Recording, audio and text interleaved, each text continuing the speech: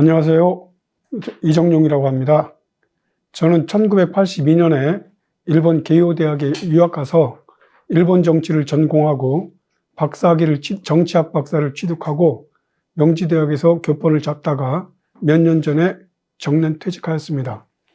오늘은 더불어민주당의 반일 선동에 대해서 논평을 하겠습니다. 최근 일제의 식민지 징용 문제에 대한 우리 정부의 해결 방안 제시와 한일 정상회담에 대해서 더불어민주당과 좌파 시민단체가 중심이 되어 선동적인 반일 행각에 나서고 있습니다. 이들은 아무런 근거도 없이 온갖 비신사적이고 비열한 어휘를 총동원하여 한일 관계에 맹비난하고 있으며 심지어 윤석열 대통령을 매국노라고 매도하는 파렴치한 행태까지 서슴지 않고 있습니다.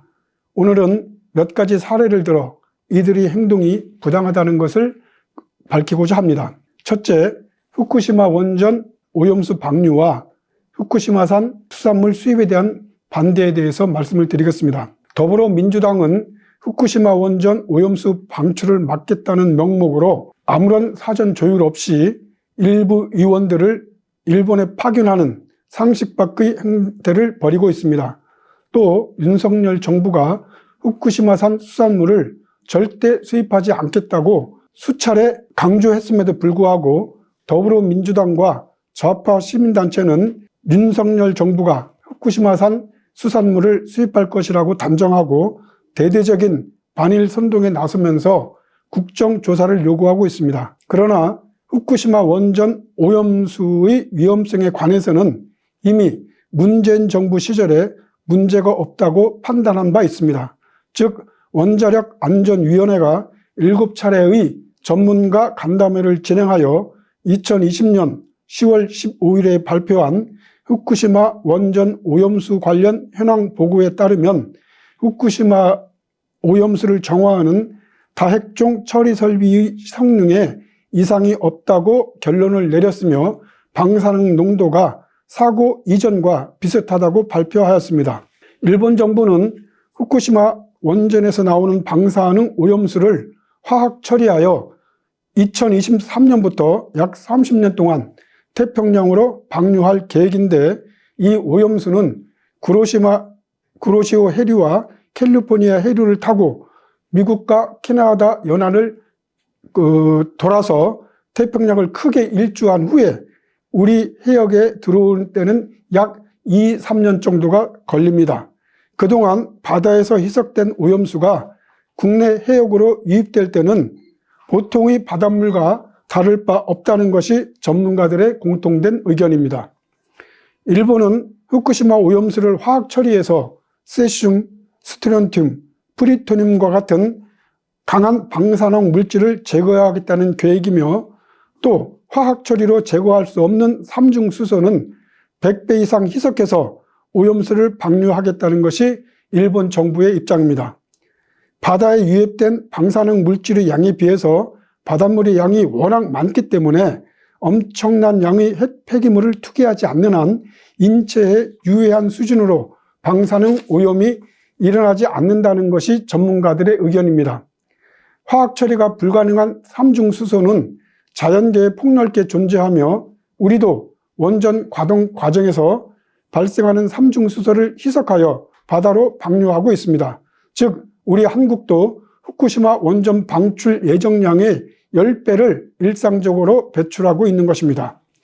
과거 소련은 1960년대 중반부터 러시아로 바뀐 1990년대 중반까지 약 30년간 울릉도 근해 등 동해상에 막대한 양의 핵 폐기물을 몰래 투기하였습니다. 국제환경단체인 그린피스는 러시아의 핵 폐기물 투기는 적절한 안전조치가 취해지지 않았으며 바다에 버려진 핵 폐기물 대부분에 인체에 유해한 방사성 물질이 포함되어 있었을 것이라고 말했습니다. 이러한 사실을 더불어민주당과 좌파 시민단체는 모르고 있습니까? 아니면 알고 있으면서도 침묵하고 있는 것입니까? 문재인 정부 당시 정의용 외교부 장관이 일본이 오염수 방류에 대하여 국제원자력기구 즉 IAEA 기준에 맞는 적절한 절차를 따른다면 굳이 반대할 이유가 없다고 밝힌 바 있습니다. 이에 대해서 더불어민주당의 후쿠시마 원전 오염수 방출 저지 대응단의 일원으로 일본을 방문한 위성군 위원은 문재인 정부의 의견과 민주당의 의견은 다른 것이며 당시 정 장관의 답변은 민주당의 의견이 아니고 정 장관 개인의 발언이며 돌출적인 발언이었다는 궤변을 늘어놓고 있습니다.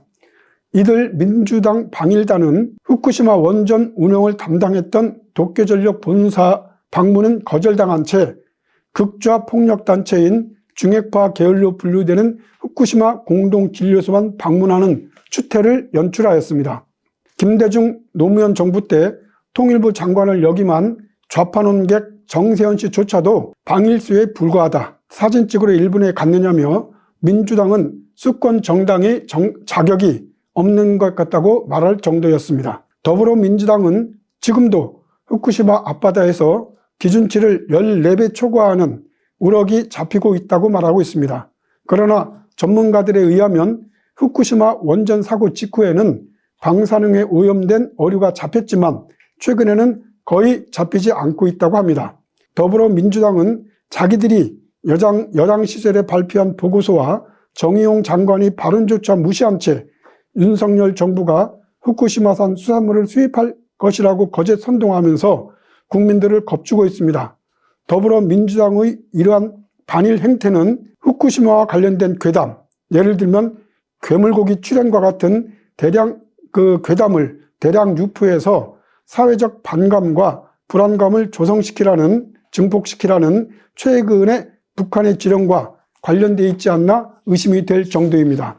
최근 국제원자력기구는 후쿠시마 제1원전의 오염수 방류와 모니터링 계획은 신뢰할 수 있다는 중간 보고서를 발표하였습니다.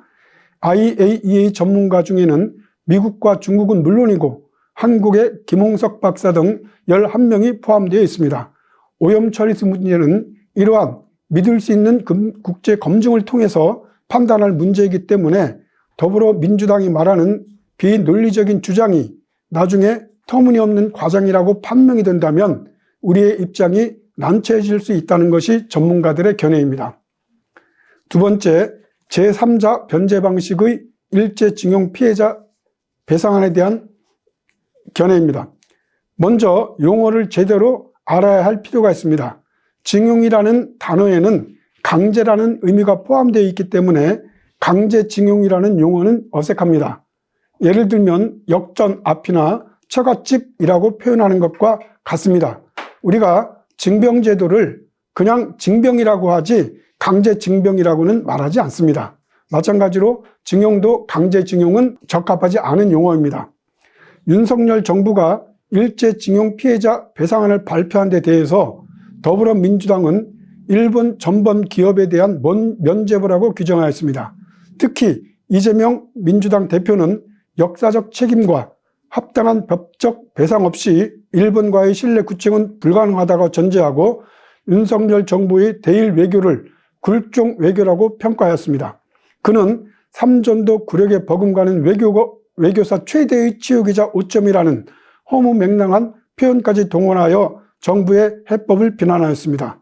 그러나 이재명은 경기도지사 시절 전범기업인 아지노모토사와 MOU, 즉 업무 협약을 체결한 바 있습니다. 아지노모토사는 일본의 종합식품기업으로 과거 일본 공장에 조선인을 강제 동원하여 노역시킨 전범기업으로 분류되어 있습니다. 김진웅 당시 경기도 행정 2부지사는 2018년 11월 16일 일본 도쿄에 소재한 아지노모토 본사까지 찾아가서 MOU를 맺었습니다. 김진웅 부지사는 MOU를 체결한 뒤 아지노모토와 같은 글로벌 기업의 투자로 한국의 식품 산업이 한층 성장할 것으로 기대된다며 기업이 사업하기 좋도록 비즈니스 환경 개선과 행정 지원에 최선을 다하겠다고 하였습니다. 더불어민주당과 이재명 대표는 자기들은 글로벌 기업과 MOU를 체결했다고 주장하면서 윤석열 정부에게는 전범 기업에게 면죄부를 주었다고 비난하고 있습니다. 과연 내로남불의 원조 정당다운 행태라고 아니할 수 없습니다. 더불어민주당과 이재명 대표는 윤석열 정부가 제시한 제3자 변제 방식의 일제징용 피해자 배상 방법이 문재인 정부 시절 문희상 국회의장이 제안한 방식, 즉 한국과 일본의 기업과 국민의 성금으로 대의 변제하는 방식과 동일선상에 있음을 간과해서는 안 될 것입니다. 윤석열 대통령의 결단에 대해서 미국은 물론 유엔과 유럽연합 등 국제사회가 대대적으로 환영하고 높이 평가하고 있는 것을 더불어민주당과 이재명 대표는 언제까지 눈을 감고 귀를 막고 있을 것입니까? 자, 세 번째, 한일 정상회담에 대한 더불어민주당의 비난과 거짓 선동에 대해서 말씀드리겠습니다. 윤석열 대통령과 기시다 후미오 일본 총리의 한일 정상회담에 대해서도 더불어민주당은 굴종 외교의 정점, 친일을 넘어선 숭일이라고 혹평하면서 일제징용 해법을 일본에 조공을 바치고 화해를 간청하는 항복식과 같으며 탄핵사유라고 강변하였습니다. 전후 최악의 상태에 처한 한일 관계를 정상으로 복원하여 미래지향적이고 협력적인 양국 관계를 구축하려는 윤석열 대통령의 고뇌에 찬 결단을 제2의 경술 국치이자 대일 굴종 외교라고 비난하는 더불어민주당과 이재명 대표는 1998년에 김대중 오부치 선언으로 일본과 21세기 새로운 파트너십을 구축하고 자유민주주의와 시장경제라는 보편적 이상에 입각해 폭넓은 분야에서 협력관계를 발전시키자고 한 김대중 전 대통령도 친일 굴종 외교를 했다고 생각하는 것입니까? 만약 그렇다면 먼저 김대중 전 대통령을 친일 굴종 외교의 장본인이고 원조라고 매도한 후에 윤석열 대통령을 비난하길 바랍니다. 더불어민주당은 또 한일 정상회담에 대해 완벽한 일본의 승리이며 한국은 일본에 호구 잡혔다는 저질 비난을 계속하며 국정조사와 박진 외교부 장관의 탄핵까지 들먹이고 있습니다. 김정은에게 호구 잡혀 삶은 소대가리라고 조롱당하고 시진핑의 하수인 노릇을 자청하고 나선 문재인은 무엇인지 설명하기 바랍니다. 더불어민주당 출신의 김진표 국회의장이 윤석열 대통령 입장에서 큰 결단, 큰 양보를 했다고 평가하고 한일은 가장 근접한 나라이며 북핵의 위협에 대처하려면 한미일 동맹이 불가피하고 경제적으로도 필요가 있다는 입장을 피력하였습니다.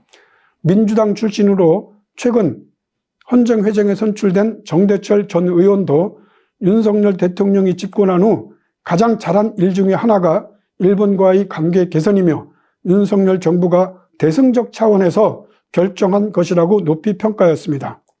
역시 민주당 출신으로 문재인 정부 때 국회의장을 역임한 문희상 전 의장도 윤석열 정부의 강제징용 해법에 대해서 실질적으로 제3자 대의변제 방식 외에는 배상 방법이 없다며 문재인 정부 시절 일본이 우경화됐었고 국내에서도 반일 정서를 정치적으로 이용한 측면이 있었다고 논평하였습니다. 이들 원로 정치인들은 민주당 출신이지만 지금 민주당이 하는 한일 관계에 대한 반대가 도를 넘었으며 국익에도 해가 된다고 생각하면서 윤석열 대통령을 매국노로 몰아가는 민주당과 정반대의 입장을 공개적으로 표명한 것입니다. 더불어민주당과 이재명 대표는 자기 당 출신의 원로 정치인들이 긍정적 평가를 귀담아 드려야 하며 국민을 선동하는 반일몰이, 죽창가를 당장 멈추고 정정당당하게 정책으로 국민들의 지지를 받을 수 있는 책임 있는 정당의 모습을 보여줘야 합니다. 마지막으로 네 번째, 한미일 안보협력의 주요 내용인 지소미아 정상화에 대한 논평입니다. 이재명 대표는 한일회담 규탄 집회에서 한일 간의 지소미아, 즉 군사정보보호협정의 정상화를 통한 한일 군사협력을 일본이 군사대국화와 평화헌법의 무력화에 동조하는 것이라고 비난하고 일본 자위대의 한반도 진주가 두렵다라고 언급함으로써 지소미아에 대한 그의 무지함을 공개적으로 드러내었습니다. 통상 군사정보보호협정이라고 알고 있는 지소미아는 정식으로는 군사정보에 관한 일반적인 안보협정이라고 번역이 되며 세계 각국은 이해관계에 있는 나라들과 지소미아를 체결하고 있습니다.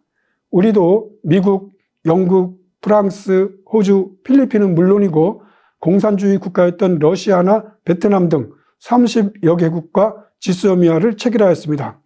탄핵 촛불 시위가 한창이던 2016년 11월에 체결된 한일 간의 지소미아는 21개조로 구성되어 있는데 이것은 오로지 북한에 대한 정보 수집만을 목적으로 하고 있습니다.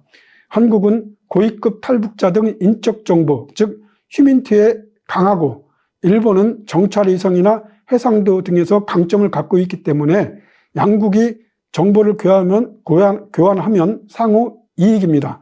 지소미아는 정보 공유에 국한된 것으로 일본의 평화헌법의 정신에 전혀 위배되지 않으며 따라서 한국 정부의 동의 없이 일본 자위대가 한반도에 들어와 활동하는 일은 있을 수 없습니다.